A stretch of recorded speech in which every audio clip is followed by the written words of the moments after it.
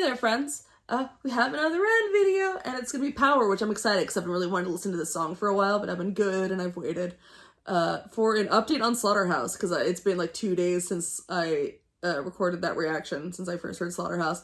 I've seen the video 2 more times, and I've listened to the song several more times. So updated opinions. I think I like the video even less, if I'm totally honest. I respect it. I can respect something and not like it. Because I don't think it's bad, I just don't care for it. But I really like the song. The song has fully come around to me and I like it a lot. Yeah, I like it a lot. I think I like it more than Money Ties. It's very catchy. There are parts of it I don't love. I don't love the last like 15 seconds. There's different parts of it, like certain parts that I just don't love very much, but in general, I do like the song. You're all right, it grew on me, as I thought it might. But, you know, I can't wait until it grows on me to do a reaction video. I've got to do it in the moment. So there we go. Yeah, it's one I've been playing a lot in the last couple days. It's really fun. I like it quite a bit. So that was exciting. I have a new thing to add to my little slowly growing Ren playlist. And for Power, all I know about it going in is I think I remember hearing that it was either done like the day that he left his management or it was like a couple days after or something. You know, like split from that, became fully independent, and then did this little music video that I think, if memory serves, I heard was just like recorded on a couple cell phones. So that's cool. But obviously a very big difference between the last music video we're watching and this one. And, you know, if people, I'm probably, to be fully honest, like, I don't know, maybe I'm gonna hate this song, but I'm just saying, like, there's a decent chance that I will be more engaged visually with this one that's probably just gonna be 2 guys with a camera, with phones. Because I saw Sam's in there. Sam's on screen. Oh, Sam. Then the one that was a lot more visually interesting. I can't explain why that is. I don't think one's better than the other. I'm probably just a weirdo, and that's okay. I can't, and it's like, oh, if you like the flashy one, then you're not as, no, it doesn't mean anything. It's truly just a, like, I really like just watching Ren perform stuff. Frankly, that's part of why I like the ones where it's just acoustic of staring at him, because I think the expressions he makes are really interesting. And like I said, I watch him more like an actor than a singer, so I like watching him perform. I just sitting there just kind of staring at his goofy face. Speaking of his face and his body and such, I realized after the fact from the Slaughterhouse video that apparently a lot of people saw that video as like fan servicey or were like, oh my gosh, he's so hot. And I'm so gay and also so asexual. You can be both. I am both. That I fully didn't, it's not like I just didn't find him attractive, which I do find him attractive, usually in like when he's in the suit and Money Ties, or the suspenders in the War Pigs concert. I tend to find men attractive if they're in attractive clothing. I didn't register that it was supposed to be, it probably wasn't supposed to be sexy, but that people could find it sexy. So when I kept seeing those comments online, like, oh my god, it's so hot, I'm like, what, where? I literally had to go back and watch to figure out what the hell anyone was talking about. I'm like, oh, this is one of those clueless ace moments in it, isn't it? Where I don't register something is potentially sexy. I'm not good at it. I do my best, but I can't. But you know what? As we've seen from other videos, I'll spot any dog. There's a dog in this video, I'm gonna find it. I'll spot any dog, but I won't spot the sexy fan service. Sorry, which I don't think it was. I don't think it was meant to be sexy fan service, but I know some people viewed it that way. Anyway, to Power. Let's go.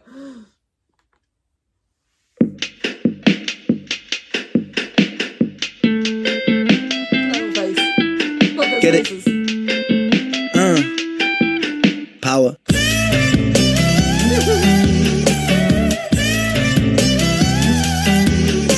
Love a little dancing. I love that Power is in the beat. And I think it's really cool when beats have like little words in them. I'm assuming Ren made this beat. I'm gonna say he did. Because so far it's a very fun beat. Look at their little smiles. Look at them friends.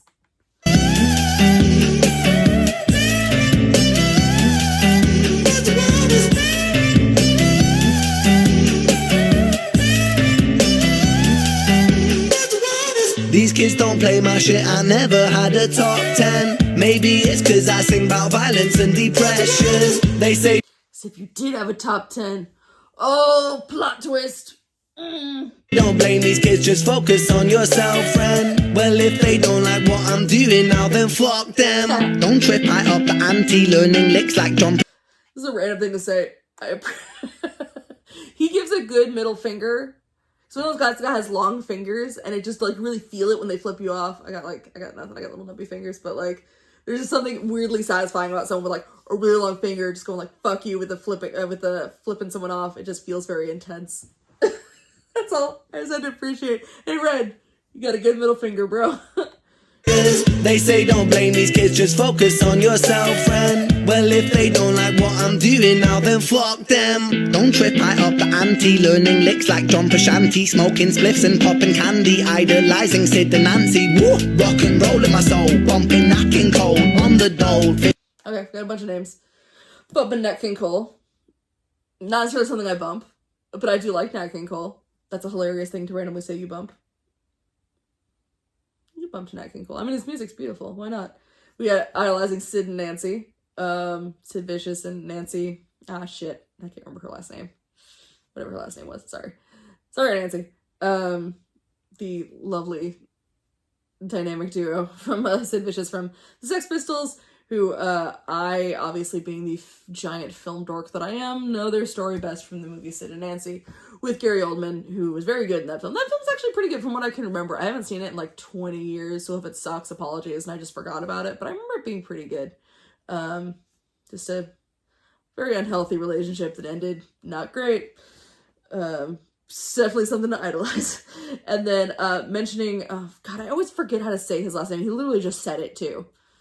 John Frusciante? He just said it. This is embarrassing. The guy from the Red Hot Chili Peppers. I think I'd heard before that Ren is a Red Hot Chili Peppers fan, which is hilarious, and I'm glad I have this opportunity because maybe 2 weeks ago when I was in the car with my sister, we were, I had control of the music, so Ren popped up on it, and it was Diazepam, and while listening to it, I realized how much the guitar in that song sounds like a Red Hot Chili Peppers song, which didn't occur to me when I first listened to it. It really does. My sister even confirmed it, so you know it's true. But like, I don't know if anyone else hears that about it, but it feels very Chili Peppers to me. One of their kind of slower songs. And it's good. Diazepam has weirdly become one that I listen to a lot. It's just like weirdly chill. I like that song quite a bit. As far as the Red Hot Chili Peppers go, I feel like I've never liked them as much as I'm supposed to. They're one of those kind of bands for me, where like, it's 90s music, it's alt-rock, it's SoCal. I feel like it should be like, that should still be my jam. Because there's definitely bands that are like the epitome of SoCal, and it's like, it's Red Chili Peppers, it's Sublime, stuff like that. And I definitely like Sublime. And I don't hate Red Hot Chili Peppers, I like a couple of their songs, mostly their 90s stuff. But in general, I've just kind of never, I don't know, I've just never really gotten into them. I mean, being in LA, like, they were played constantly, which maybe that's part of why. If you listen to rock radio in the 90s and the 2000s, in LA, you're hearing a shit ton of Red Hot Chili Peppers, and I sure did. Maybe it just kind of got overplayed for me. I don't know. But I just kind of never thought they were that interesting. They definitely had, like, some stuff going on in the music, this kind of funk sound to it that was fun. I like a handful of their songs. I love the Californication music video, as everyone did when that came out. I think that came out when I was, like, in middle school or something. And if those who've never seen it, it's all, like, computer animated. And it's meant to look kind of almost like you're playing a PlayStation game. Which, to me, I was, like, so excited. I thought that was the coolest music video in the world. It is a very cool video. Go back and watch if you've never seen it and kind of laugh at how deeply impressed we all were. It was very impressive at the time, and it's a good song. But, I mean, I think that and maybe Scar Tissue were the last two, like, Red Hot Chili Pepper songs I got into, which were those at the same time? It's like that one summer I watched a lot of MTV. I think it was, like, 2000, 2001. It's all squished together in my head. Maybe it was earlier. Maybe it was, like, 99. Yeah, I never super got into Red Hot Chili Peppers. Maybe I don't know enough about music and that, like, I don't understand that some of this, what they're doing, especially, like, guitar-wise, is really impressive. I just never got it. So, like, if it is impressive, there's, I'm like, no, you don't understand. They do this thing that's, like, super cool. But always tell me about it, because I like to appreciate things. Mostly what I know them from is my dad constantly telling me stories. My dad, is a surfer. And he'd always go, when we all lived in California, he'd always go surfing in, like, random places, but often Malibu. And he'd see Flea, the bassist of Red Hot Chili Peppers, surfing all the time. So he does refer to him as his surf buddy, his little ocean pal. Yeah, I don't know. I want to like Red Hot Chili Peppers. If you think there is a song that is like, if you heard this song, you'd fully understand Red Hot Chili Peppers are amazing, by all means, tell me what it is. I've heard, like, all the radio hits. I've never gone deeper than that. And they're not someone that, like, if they're playing on the radio, I'm not gonna turn it off, but I'm never gonna like actively seek out their music, if that makes sense. So there we go. There's my rant on Red Hot Chili Peppers. But those are just my feelings. Sorry, Ren.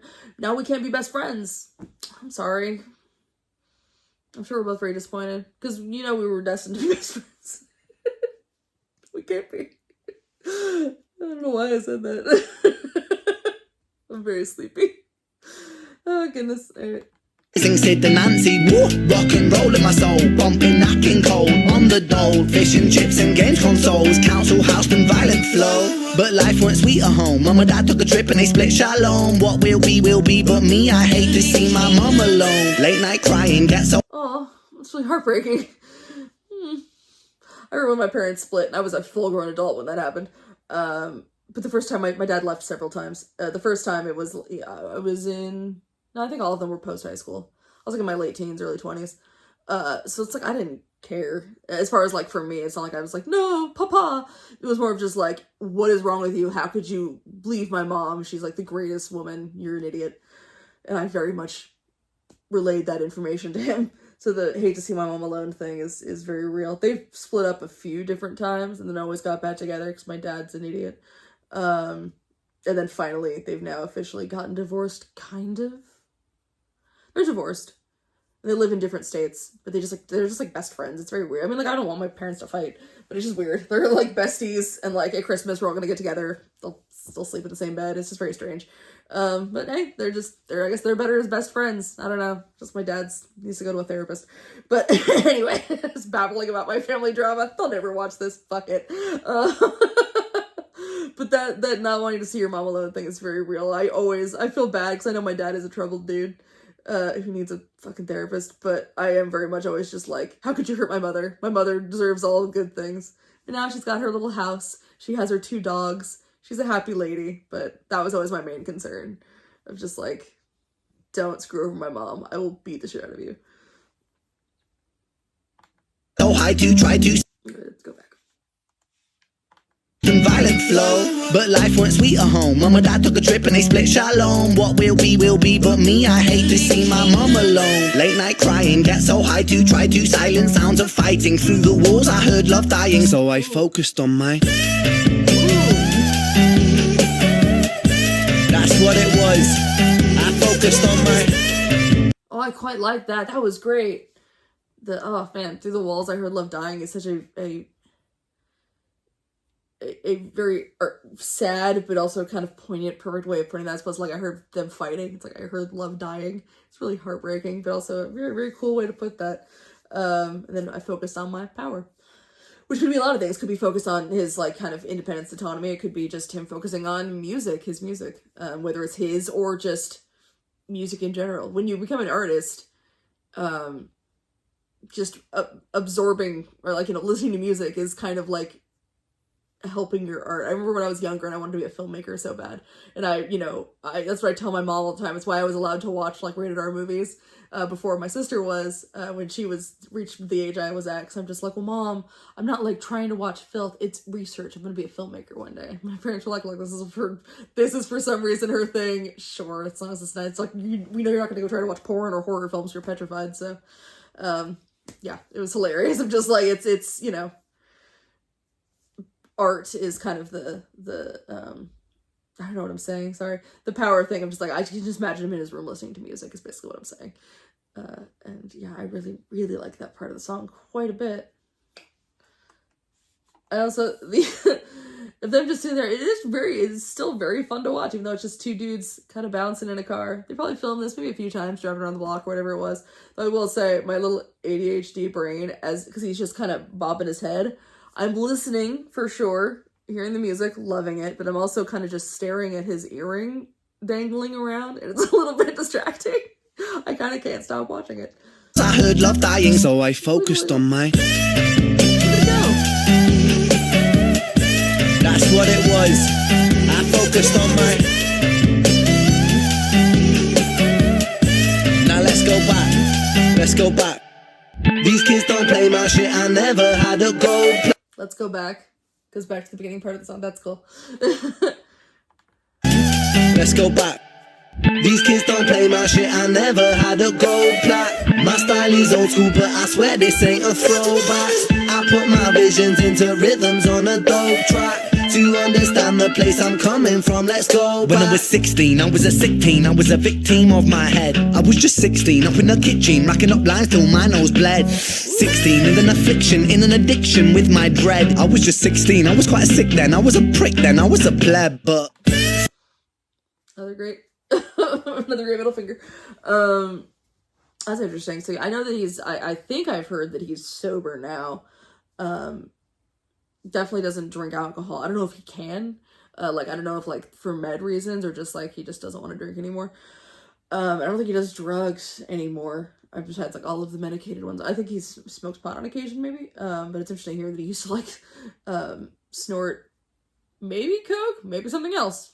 Who knows? Lines could be lots of things. You can snort all kinds of stuff. You can snort anything if you believe in yourself. Just like anything is edible if you try hard enough. The results might not be great, but you can get it down. Anyway, but yeah, talking about a victim of my head is a great way to put that. Yeah, 16 is rough. 16 might have been my worst year as far as mental health goes, or one of them. It's in the top 5 for worst years for mental health.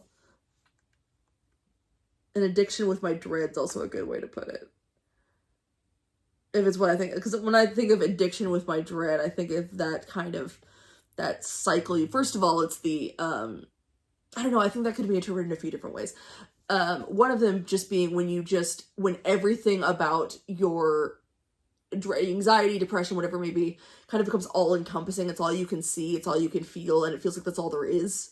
So you kind of get stuck in this loop of that's all there is. So you just keep going deeper and deeper and deeper and deeper. Also a thing of like, it becomes the thing you define yourself with. So even the idea of like, if you could try to do something to get better, you don't know what you are outside of that.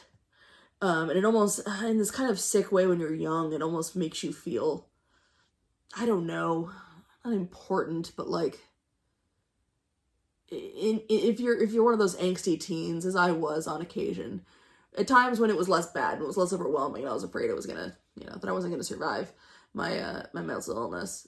There were times where, like, it was like, oh, maybe we should get you on like Prozac, before I learned Prozac doesn't work with me.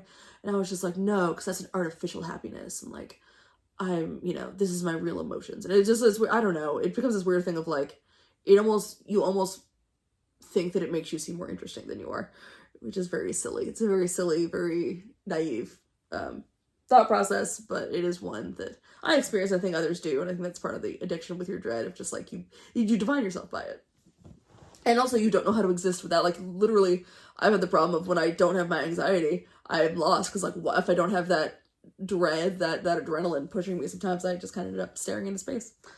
I don't know if that's what he was going for, but that is what I think of. And that little face. Look at those little faces. I wonder what Sam thought recording this. I wonder if he was like having fun, or he was uncomfortable being on camera. I don't know.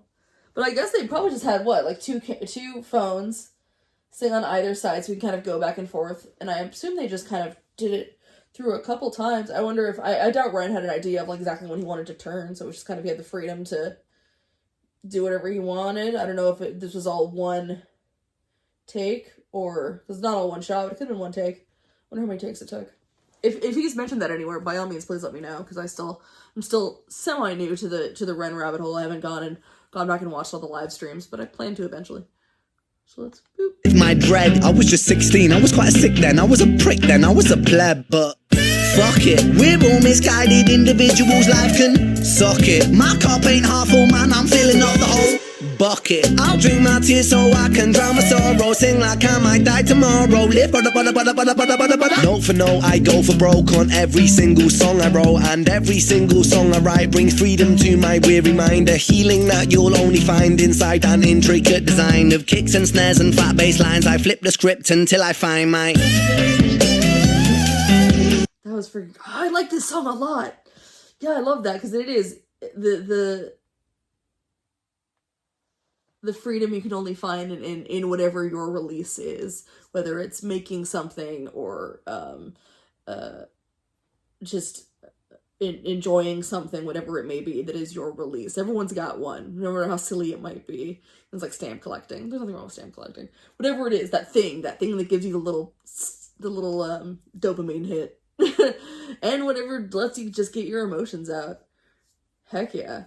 I used to do it with writing all the time. I used to do it with, because I share too much about myself. Why not? I can't remember if I've said this or not.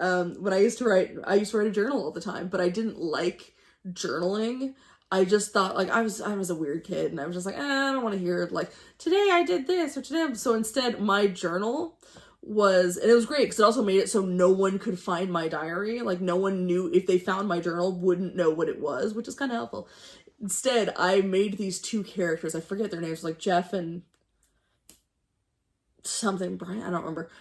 These two guys that sat on a couch, and it was written just in script form, and it would just rant about the thing I was mad about that day, or whatever had happened to me that day, and like very abstract concepts, not like exactly a detailed thing. So it was kind of funny, because I have to read it and remember exactly what I was feeling that day, so it's kind of a bad diary when it comes to like looking back on it, but it is very funny. Past me makes me laugh a few times, but I love that. It was a release, it's that kind of whatever it is that you can sort of get your emotions out. Whether it's something as exact as like, I'm feeling sad about this, let me write about something sad, or if it's like, I'm feeling sad about this, I'm gonna knit a sweater, like whatever it may be that just gets your body or your mind engaged with something. For me, honestly, right now, it's a lot of doing these reactions. Has kind of helped me if I've had times where I'm not feeling great, as much as sometimes I feel guilty and I'm like, oh, I shouldn't record something if I'm not feeling great. Something really wonderful about them, because it's not something I can do passively. I have to engage with something, I have to focus on it, and it's weirdly been really helpful to me to be able to just like take a 10, 20, whatever minutes, however long this usually takes, and just completely focus all my energy on a thing, talk about it. That leads to other conversations, as I've seen here, of me babbling endlessly, as I tend to do. But no, it's great. I really, really, really like this song. This might be, I'll have to listen to it on its own. But I think it's one of my favorite Ren songs. I haven't finished it yet, so who knows, but I'll have to go and listen to a bunch of the ones I've heard before, but we're not talking top 5, but we're talking top 10, I think, maybe. Granted, I haven't heard a lot, so I'm sure someone will be like, what are you talking about? Power isn't even in the top 30. You're an idiot. I haven't heard a bunch of his songs, so. Flat bass lines, I flip the script until I find my... It is what it is. I focus on my... Now run the track. Run the track.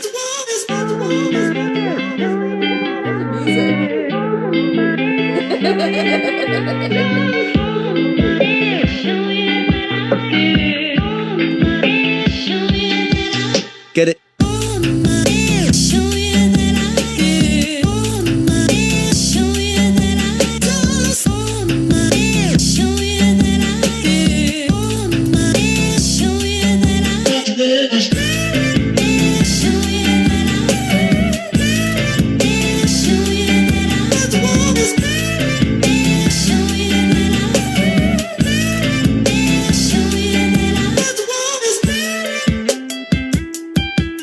Get it?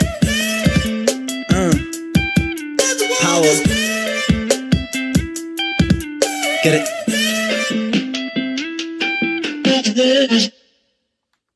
I love when Ren air drums. I've seen him do it a couple times.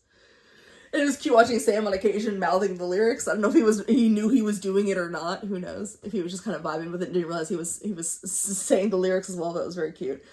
Knowing that happened either the day of or close to when he left his management really adds to it, I think, because everything about that song and that video, that vibe is extremely just like, fuck it. And that kind of, not fuck it like I give up, but fuck it in that sort of, kind of in the freedom you get when you just go, you know what? I don't give a fuck. Fuck it. And everything's just really free. That's everything about that video is giving me that feeling. It's a pretty damn good feeling. I liked that a lot. I need to start, like, for funsies, making a list of my favorite band songs in order. That's what I love ranking things. So when I've listened to more of a songs, I want to start doing rankings. Maybe not even to share if no one gives a shit. Maybe just for me. I just love ranking things. It is my favorite thing to do. Anytime I'm into a musical, I rank them all. I finish a series, like when I finished all the Bond films, I ranked them all. I like doing it. Anyway, so that was Power. That was freaking great. I loved it. That was this Slaughterhouse. Then was the one I did before that. The What You Want. I've been digging the Ren songs I've heard recently. Heck yeah. I don't know what's next, but I hope it's as good because I'm having a lot of fun. This was great. Thanks so much, guys. Bye, everybody.